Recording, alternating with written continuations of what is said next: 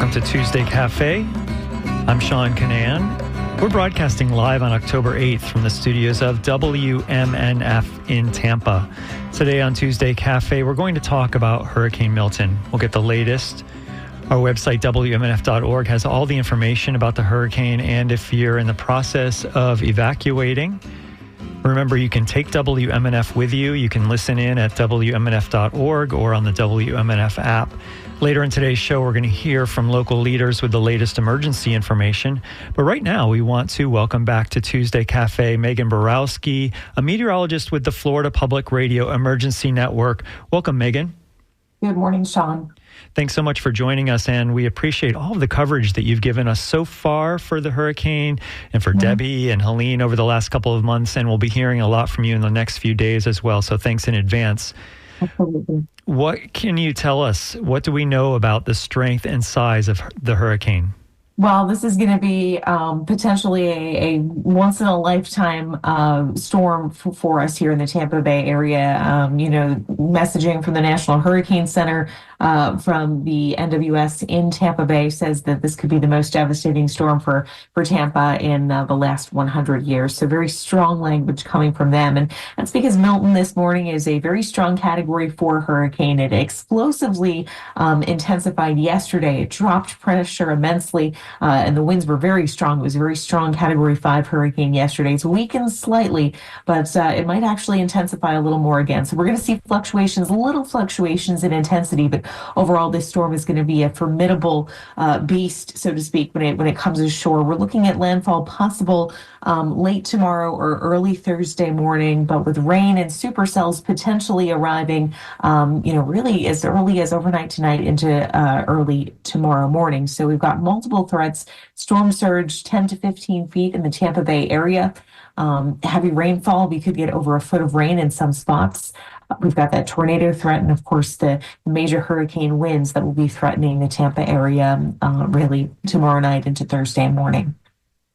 And you talked about a lot of the impacts that people could be expecting, and we're going to get to a little bit more in just a moment. But maybe what some people are interested in right now, and we don't know this how it's going to end up for sure, but the track of the storm.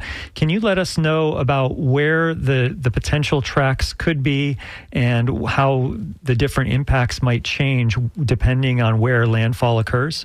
Yeah, that's a really good question. So overall, it seems like the center of the track, the average of all the models, tends to take it generally right over Treasure Island and through Tampa Bay. And so that's where we're looking at landfall right now.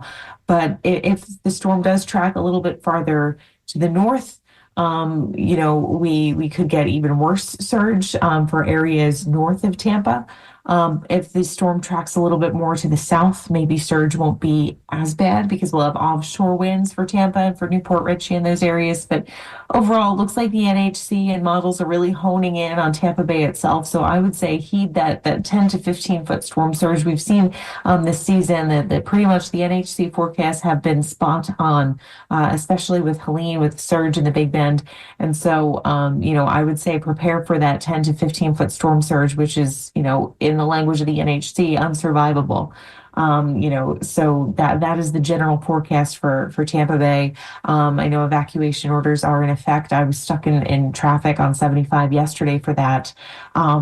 Heed emergency manager messaging because they know exactly how these hazards that I'm talking about, how those hazards are actually going to play out on the ground in the Tampa-St. Pete area. And so if you're in an evacuation zone, and we'll talk more about this later in the show, make sure if you're under an evacuation order, make sure that you evacuate. And what about the timing of the evacuation? You're saying that in about 30 or 36 hours, something like that, is when landfall is expected to happen. When should people finalize their plans to either evacuate or shelter where they are? So I would say you really want to wrap things up today. By early tomorrow morning, we could get tropical storm force gusts starting to arrive. Even before that, we could get a couple of stronger thunderstorms starting to wrap on shore. So as we get those winds picking up, and as we get the tornado threat from the outer bands starting to arrive on the east side of this storm, you're really not going to want to be out and about. So I would say at the very latest, late tonight or before dawn tomorrow. What can you say about the width of the storm? One of the things that we heard FPREN continue to say during the last storm, Hurricane Helene, is that it was so wide. The wind field was so wide. That's why, even though it was way offshore from the Gulf of Mexico, there were really devastating effects here in the Tampa Bay area. How about how Milton is now and how it might change over the next day or two? So that's another great point, Sean. Helene had a very wide wind field when it made landfall. Right now, Milton is quite the compact storm, and it was very compact yesterday. Hurricane force winds, as of the latest update, extend about 30 miles from the center, and tropical storm force winds up to 100 miles from center.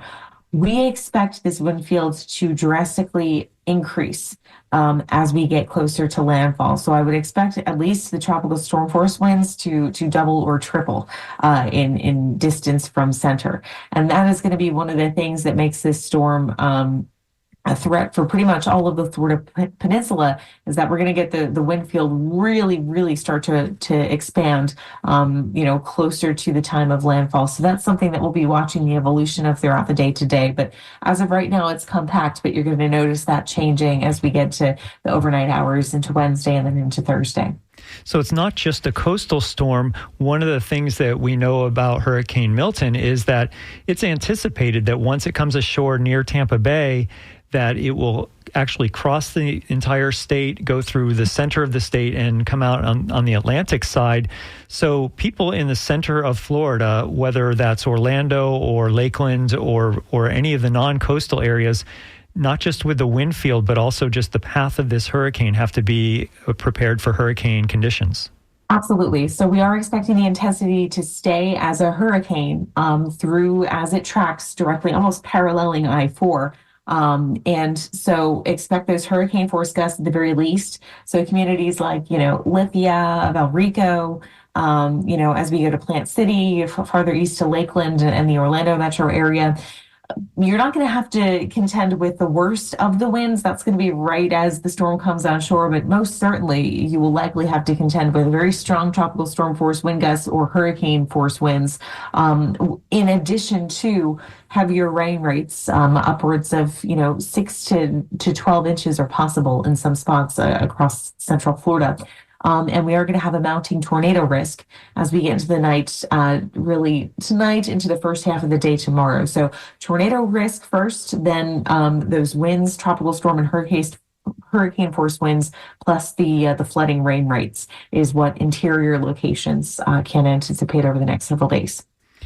Once Hurricane Milton exits Florida off the East Coast, off the Atlantic coast, are there any models that are showing that it might circle back? Is this something that you've seen?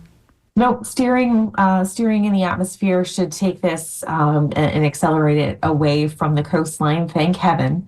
And out into the open Atlantic. Bermuda is in the cone, but at that point it should be a post-tropical cyclone at that point.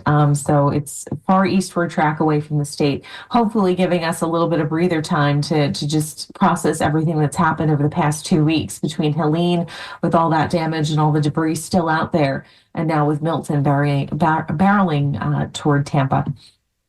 I want to remind people that our guest is Megan Borowski, a meteorologist with the Florida Public Radio Emergency Network. This is Tuesday Cafe. I'm Sean Canan, and we're talking about Hurricane Milton, what we know Tuesday morning.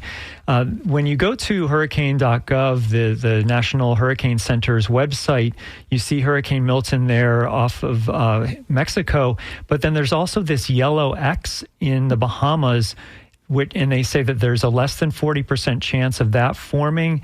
It's very early, of course, but what are the possibilities? What should we look out for when it comes to that yellow X? For now, I say focus on Milton because that's the actual storm that we know is going to impact us. The NHC does, identify areas that could develop into some sort of tropical disturbance. Right now, both for the 48-hour period and the 7-day period, both of those periods have a low chance for developing into something further. Maybe we will get something, maybe we won't out of that. Models are all over the place with that. I don't see anything to worry about us or for us to worry about from that one right now. But Milton is something we absolutely have to worry about. So focus on that one, and try not to look at the other X's on that map. Well, it seems like we've covered a lot, but maybe there's something I forgot to ask. Is there anything else that we haven't talked about that people should know about the approaching Hurricane Milton?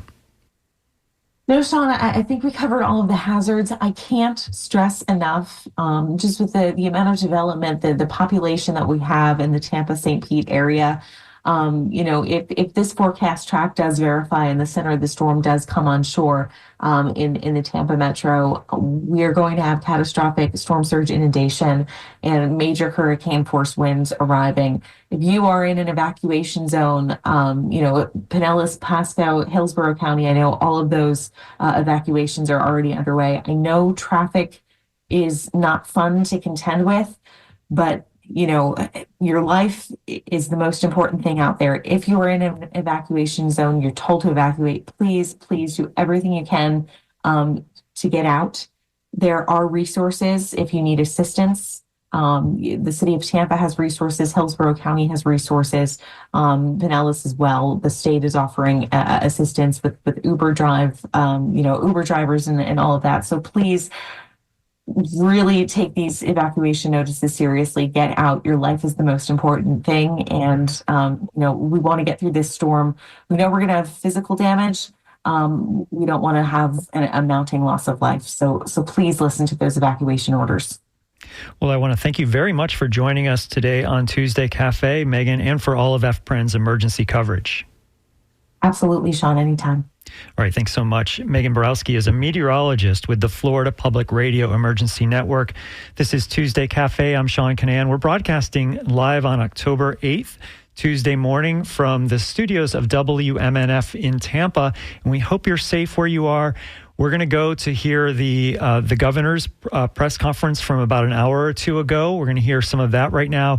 We'll also hear from the mayor of St. Pete and maybe the mayor of Tampa later in the show. But I want to read you some information that's just coming in. Hillsborough County Public Schools announced this morning that they will remain closed through Friday. And you can find a list of all the closings on WMNF.org. Also, you can find the current evacuation orders at WMNF.org or on FloridaDisaster.org. And here's some new information that just came to us from Manatee County. And so if you are listening to us in Manatee County, especially on the barrier islands there, I'd like you to pay attention because I'm almost certain you're under an evacuation order. And so if you should be evacuating, if that's the case, on the barrier islands, Anna Maria, Bradenton Beach. But if you need any more motivation, Manatee is telling us that utility crews are shutting off the water service to the barrier island communities. And Manatee County goes on to say, with a significant storm surge expected along coastal parts of the county, the Manatee County Utilities Department scheduled the shutoff of potable water service and sanitary sewer service to the island cities of Anna Maria Island, Holmes Beach, Bradenton Beach, and the town of Longboat Key. They say this is a necessary interruption of service in coordination with island cities. It's happening today to best ensure the utility infrastructure remains intact and to save the sewer lift stations. There are also locations that are open for evacuees in Manatee County. Let me tell you some of those. Virgil Mills Elementary School, Jesse P. Miller Elementary School, Myakka Elementary School, W.D. Sugg Middle School, Barbara A. Harvey Elementary School, B.D. Gullett Elementary School, Gilbert W. McNeil Elementary School, and Dr. Mona Jane Middle School. And a special needs shelter is also open for those who have pre-registered. At 8 o'clock today, Manatee County Public Works staff will barricade and close these bridges: Jim Davis Road at Gamble Creek, Golf Course Road at Gamble Creek, and Verna Bethany at the Manatee River. So if you're in Manatee County, if you are living in the beaches, please be aware that you need to get the heck out of there. And this goes for quite a lot of the barrier islands in the area. If you look on the storm surge projection map on hurricanes.gov, you'll see that almost all the barrier islands are anticipating more than 9 feet of storm surge, which is higher than it was during Helene. So those areas are under mandatory evacuation orders, and you really, really should heed those evacuation orders. Well, let's go to hear some of what the governor said this morning at a press conference. Here is Governor Ron DeSantis speaking this morning. This is Tuesday Cafe on WMNF Tampa. Good morning. We're here at the State Emergency Operations Center in Tallahassee. Of course, we've been at a level 1 really for 2 weeks now with both of these storms. I'm joined by Kevin Guthrie, Jared Perdue, Dave Kerner, General John Haas. Hurricane Milton is expected to make landfall on the west coast of Florida sometime between Wednesday evening and early Thursday morning. The storm has moved a little bit slower than initially projected.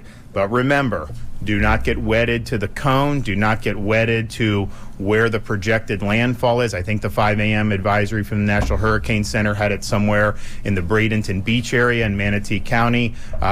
You could have a wobble either way. And I think one of the things that's been good is a lot of those folks down in Southwest Florida, like in Lee County and Charlotte, they're used to seeing the wobble end up going south. And so you've had a lot of people that have evacuated from some of those barrier islands. So just know it's possible that it could hit north of Tampa Bay, it could hit Tampa Bay, it could hit south of Tampa Bay somewhere in Southwest Florida. But wherever it makes landfall, there's going to be impacts far beyond what the cone actually shows.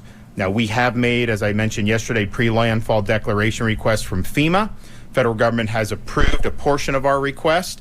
There are going to be landfall requests for major disaster declaration and individual assistance, and we anticipate those being approved as well. We have 51 counties currently under a state of emergency. As of the 5 a.m. advisory, Hurricane Milton is still a major hurricane. It is no longer a Category 5, but it potentially could strengthen back to that as it makes its approach to the state of Florida. Maximum sustained winds are in excess of 150 miles an hour. Now, their forecasts do call for it to weaken before it gets to landfall, and maybe that's true. Let's hope it's true. Maybe it's not, but even if it does weaken, you're still looking at a major hurricane. It is going to have really, really significant impacts. Right now, it's located about 560 miles southwest of Tampa. Storm surge warning has been issued for the Florida Gulf Coast from mainland Monroe County northward to the Dixie-Levy County line, with storm surge watches in effect for Nassau County to Brevard Indian River County line, including the St. Johns River.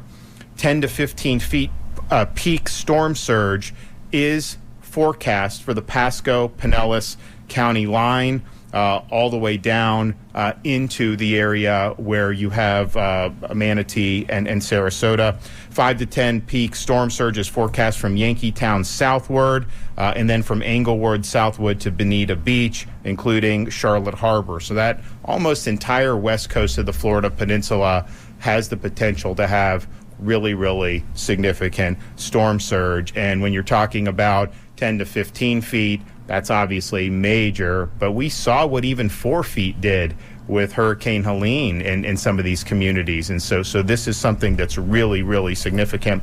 There's hurricane warning in effect for Levy, Marion, Citrus, Sumter, Lake, Seminole, Hernando, Orange, Pasco, Pinellas, Hillsborough, Polk, Osceola, Manatee, Hardy, Highlands, Sarasota, DeSoto, Charlotte, and Lee counties. And then tropical storm warning in coastal Franklin, coastal Wakulla, coastal Jefferson, Taylor, Sewanee, Lafayette, Dixie, Gilchrist, Western Columbia, Western Alachua, Okeechobee, Glades, Hendry, Collier, Monroe, including the Florida Keys and the Dry Tortugas.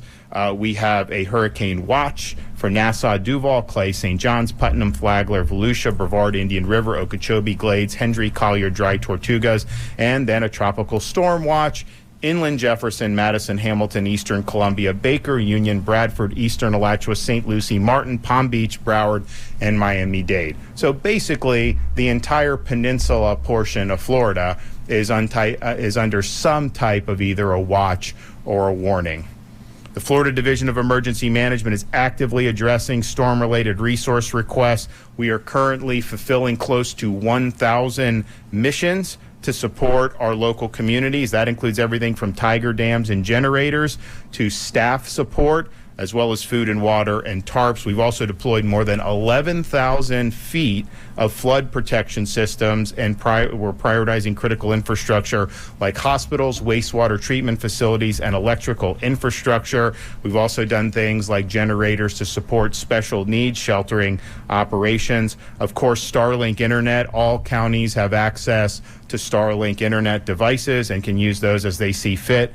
More than 350 ambulances and more than 30 paratransits are in operation.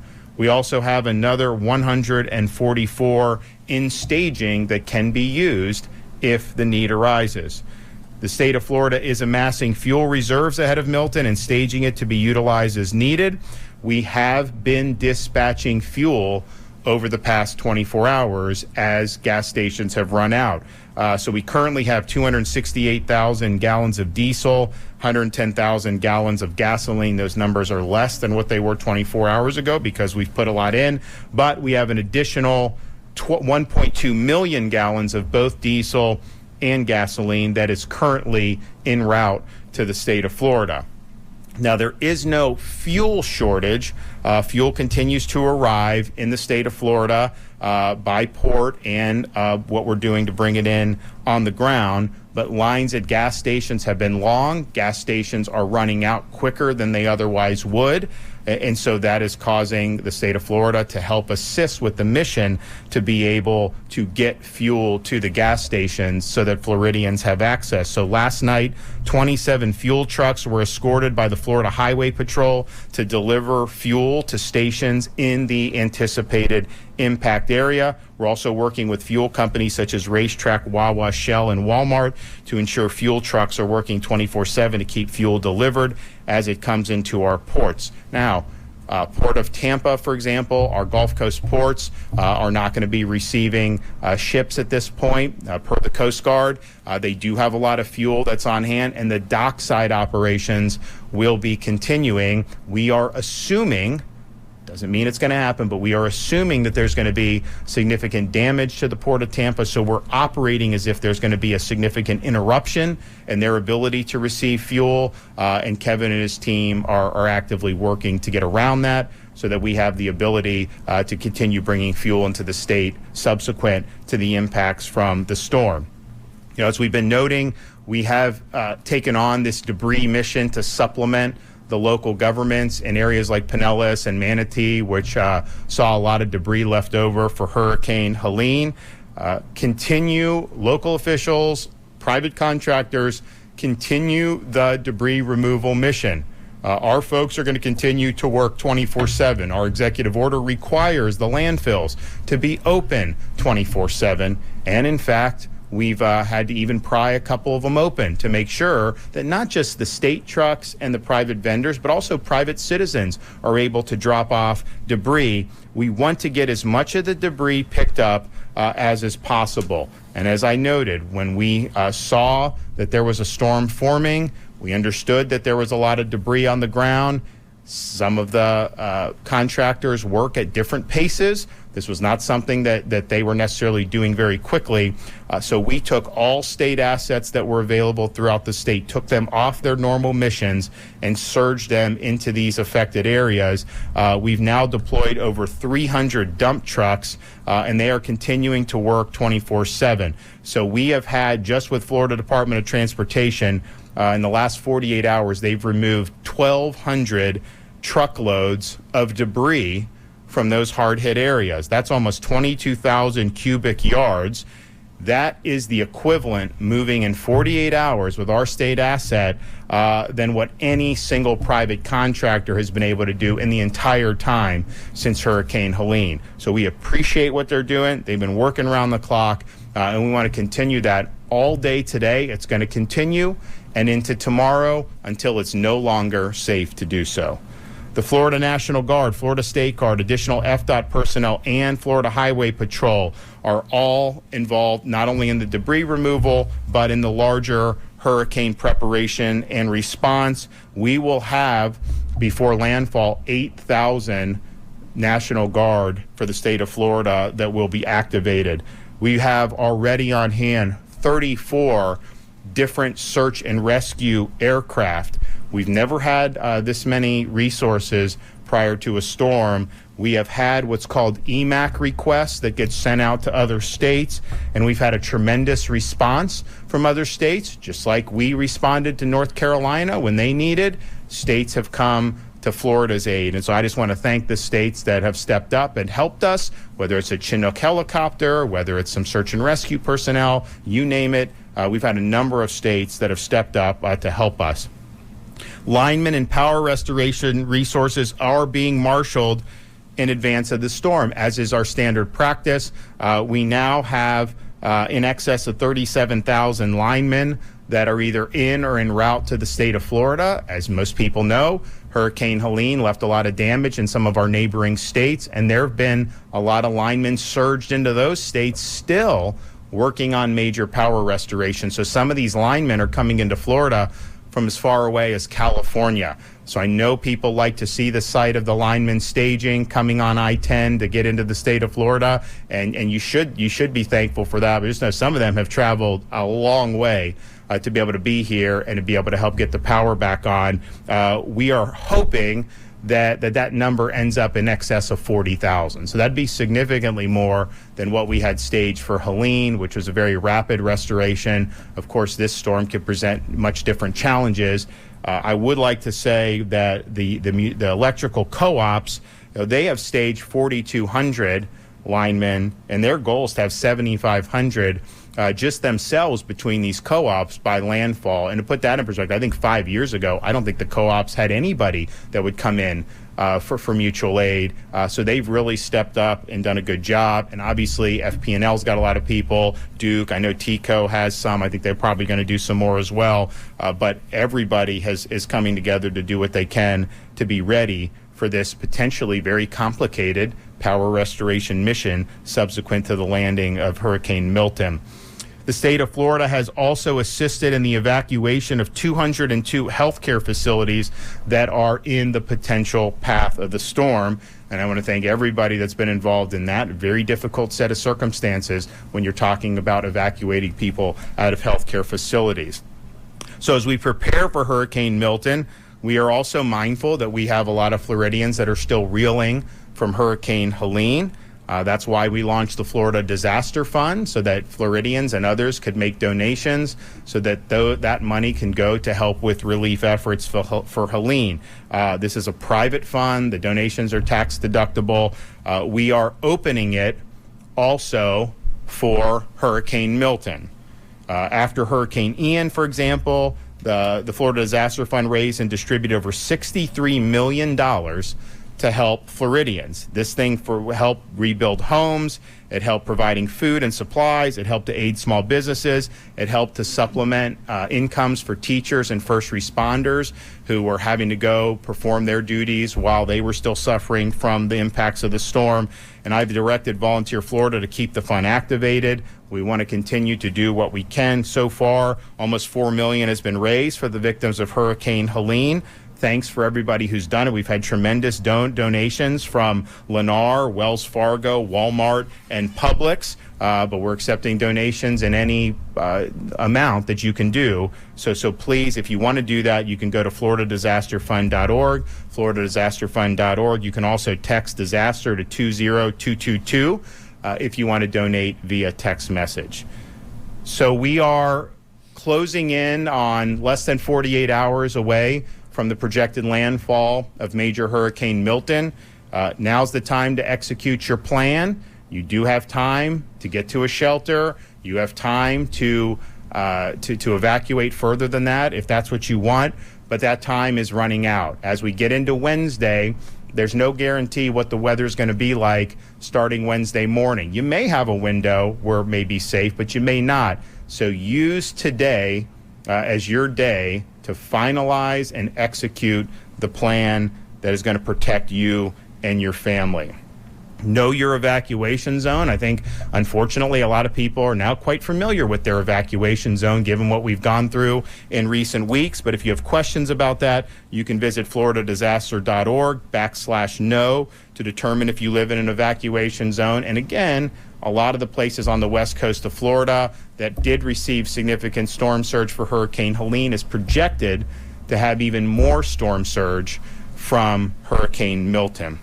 Evacuations were in effect starting yesterday, and those are ongoing. Mandatory evacuations have been issued for portions of the following: Charlotte, Citrus, Collier, Hernando, Hillsborough, Lee, Manatee, Pasco, Pinellas, Sarasota, and Volusia counties. Of course, we suspended the tolls along the evacuation routes, and the Florida Department of Transportation has opened roadway shoulders as necessary to facilitate evacuations and ease congestion on both I-4 and I-75. Yesterday saw a lot of people on the road. Particularly, those are roads that on rush hour are very crowded anyways. It was about 150% more than what we would typically have on roads like I-75. That moved slow. The average was about 20 miles an hour. That resolved at about 1 a.m. Traffic resumed to normal flow, but we're already seeing traffic get heavier today. So just be prepared for that. FDOT is using all the resources to be able to create as much flow as possible, but there's an inordinate number of people that are on the road, knowing that it's going to be probably for most of today slower than normal. Just keep in mind, you do not have to get on the interstate and go far away. The shelters are open in all of these counties now. You can evacuate tens of miles. You do not have to evacuate hundreds of miles. Of course, it's your choice what you want to do, but there are options. And I know there's a lot of folks, particularly a lot of elderly, they may not want to get on the road on these interstates in normal circumstances, but certainly in circumstances where they're really going to be jammed.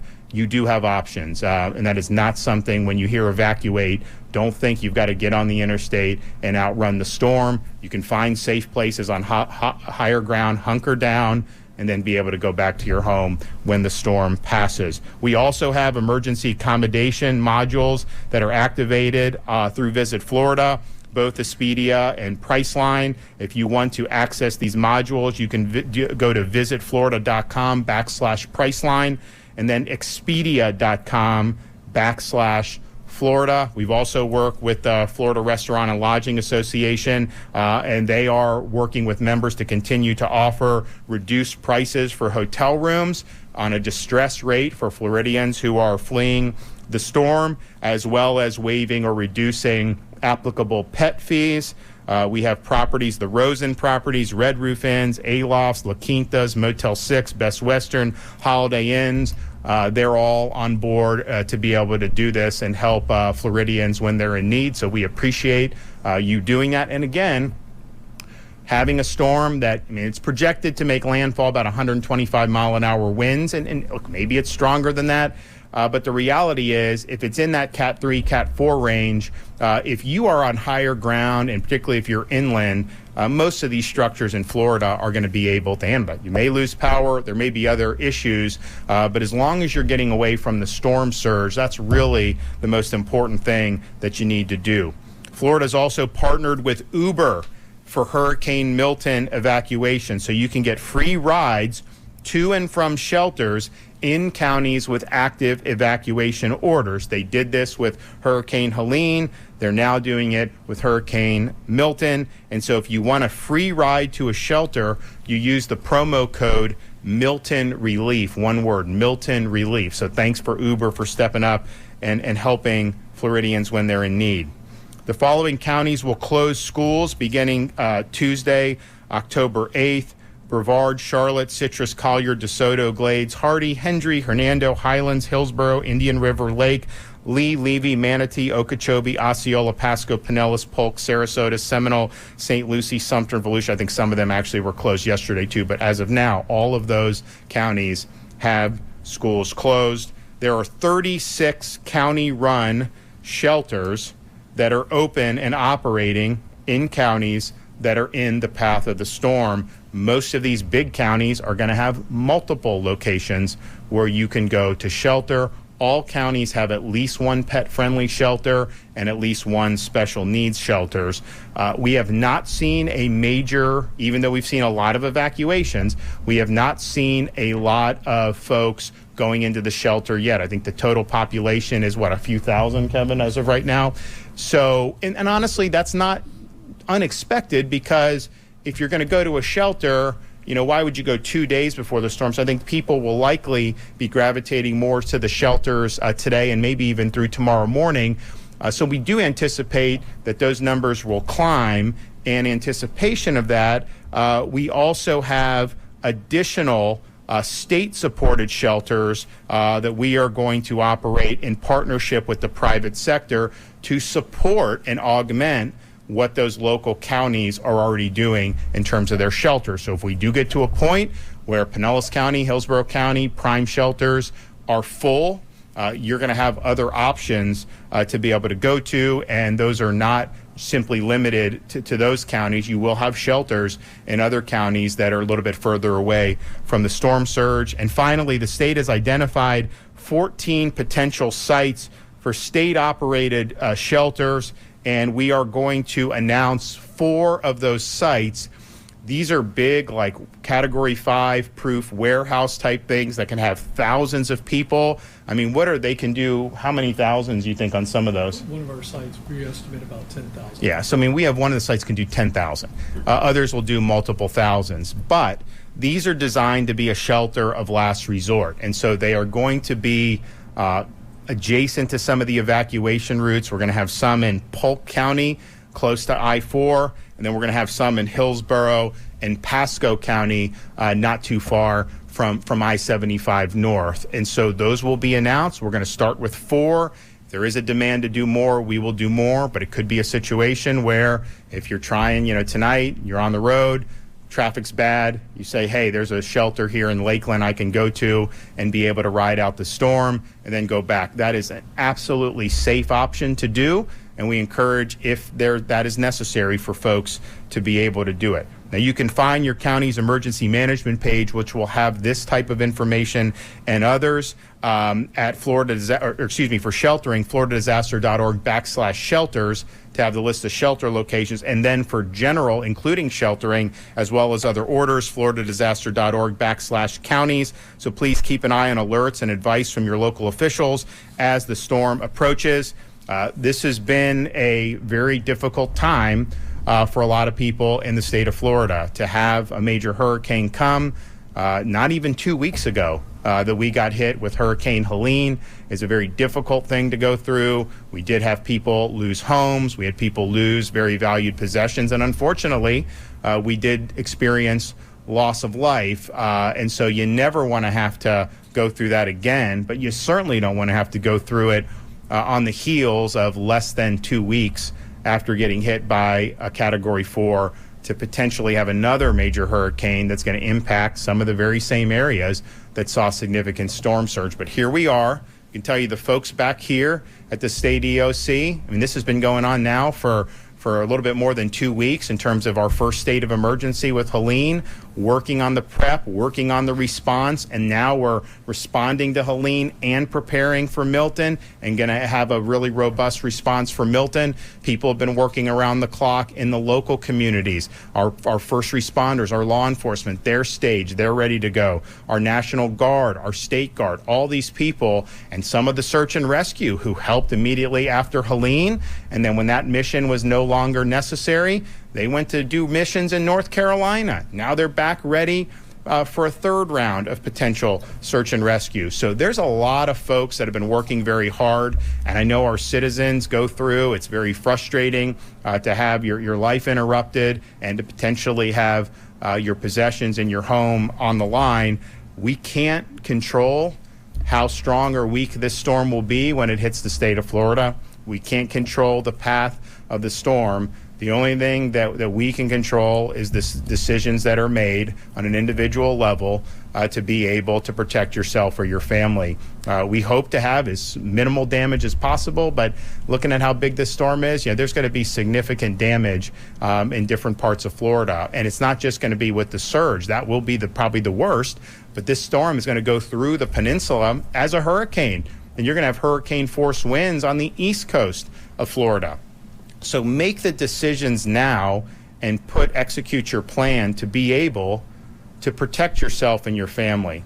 No matter what property damage is done, we can rebuild homes, we can rebuild businesses, we can get people back on their feet, but only if they're safe and they survive the storm. We're not going to be able to bring people back who stay behind in 10 or 15 feet of storm surge. So you have time today. Time is running out, but you do have time today to make the decision to heed any evacuation orders and to do what you need to do to protect yourself and your family. So please take heed and do it now.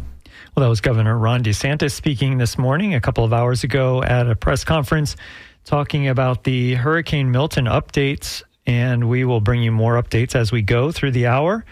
I should tell you that Citrus County Schools has just said that Thursday and Friday schools will be closed, so please be aware of that. And earlier we mentioned that Hillsborough County schools will also be closed through Friday. We're going to hear now from St. Petersburg Mayor Ken Welch. Of course, St. Pete went through a lot during Hurricane Helene, especially the low-lying areas of Northeast. And we're going to hear his update on sewage treatment plants and so forth. So he said the decision to shut down plants could be coming. So let's hear what St. Pete Mayor Ken Welch said yesterday. This is Tuesday Cafe on WMNF Tampa. Good afternoon, and thank you for joining us for this City of St. Petersburg update on Hurricane Milton. I'm Ken Welch, Mayor of the city. I'm joined by our Council Chair, Deborah Fix-Sanders, members of our leadership team, and our partners from Duke Energy, and we thank you all for being here.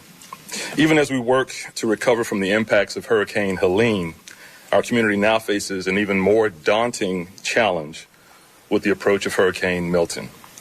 Hurricane Milton is a Category 5 storm that will make landfall somewhere along the west coast of Florida. Now, this is a powerful storm, more powerful than Helene, with more potential storm surge than we experienced with Helene. If we take a direct hit from the storm, we should understand the realities. The recovery of power and services and the rebuilding process after this storm will be a challenge, and it will take time. But the most important thing at this point is to save lives. And we can do that by moving to a safe place and shelter if you are ordered to evacuate. Now, Pinellas County has called for mandatory evacuations for everyone in zones A, B, and C, and all mobile homes and businesses in those areas. Please heed all evacuation orders. This is an incredibly powerful storm. Now, St. Pete Police Department has started to canvass neighborhoods in the mandatory evacuation zones to inform them of the mandatory order. Additionally, tolls have been suspended to assist Floridians when evacuating. Tolls for major highways have been suspended in Citrus, Hernando, Hillsborough, Pinellas, and Pasco counties. And they are suspended from Monday, October 7th until Monday, October 14th at noon. Now, the time to prepare is now. The storm will start bringing impacts to our state as soon as tomorrow evening. He's talking about tonight. The county has opened a pet-friendly shelter for St. Pete residents who are evacuating at Gibbs High School. If you're planning on using a shelter, please bring all the necessary supplies and food that you and your family will need while in the shelter. The shelters are here for a reason. Please use them if you are in an evacuation zone. Now, given the timing and the potential impacts of the storm, first responders will not be able to reach you during the peak of this storm if you choose not to evacuate. If you are a special needs resident and need assistance getting to the shelter, please call the county information line at 727-464-4333. I want to talk a minute about our sewage treatment plants. Please be aware that we are anticipating between 8 to 12 feet of storm surge with Hurricane Milton. Another record-breaking level of storm surge, and even more than we experienced during Hurricane Helene. Our sewer treatment plants have not and cannot operate in that level of floodwater. So that means that we may need to shut down the northeast and southwest sewer treatment facilities in order to prevent further damage to those systems. The decision to shut down the facilities will be made closer to the storm's landfall once we have a better idea of where exactly the storm is headed. This means if the plants are turned off in order to protect the equipment, residents will not be able to flush toilets, do laundry, take showers, etc. Depending on the level of storm surge and other impacts, it may take longer than 24 hours to restore the plants for this storm. Please keep that in mind when making your preparation plans.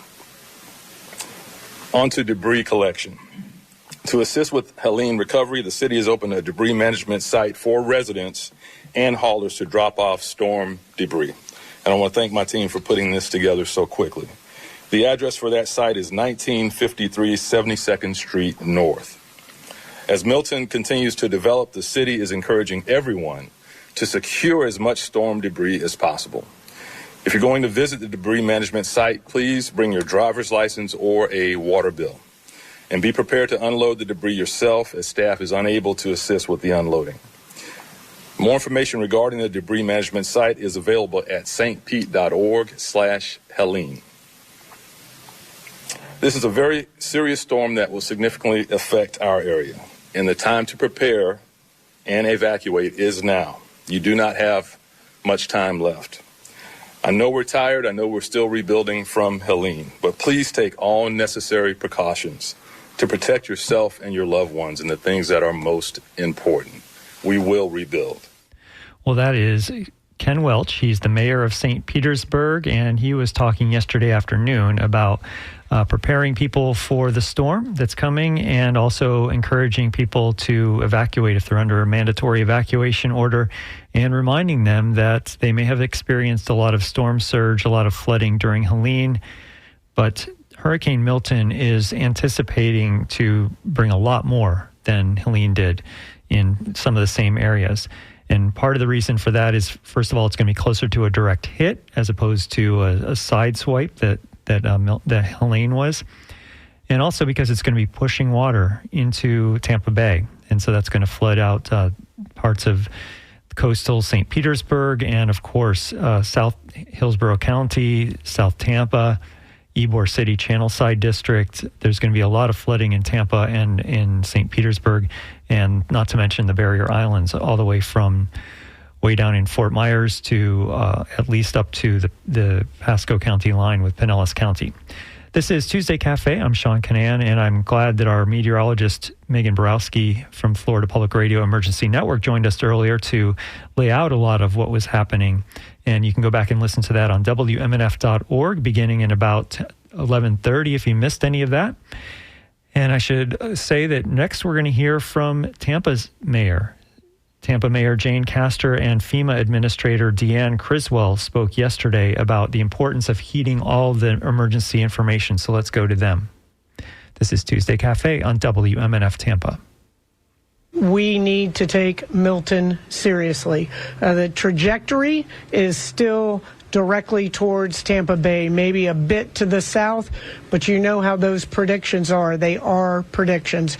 The interstate is just about at a standstill, so people are evacuating. The evacuation notice has been given for Hillsborough County, so please prepare quickly and get out of the city. What we have said before still holds true. You hide from the wind and run from the water, and you don't have to run far. You don't have to go to another state. You just have to get to higher ground. But this is going to be an event like none other.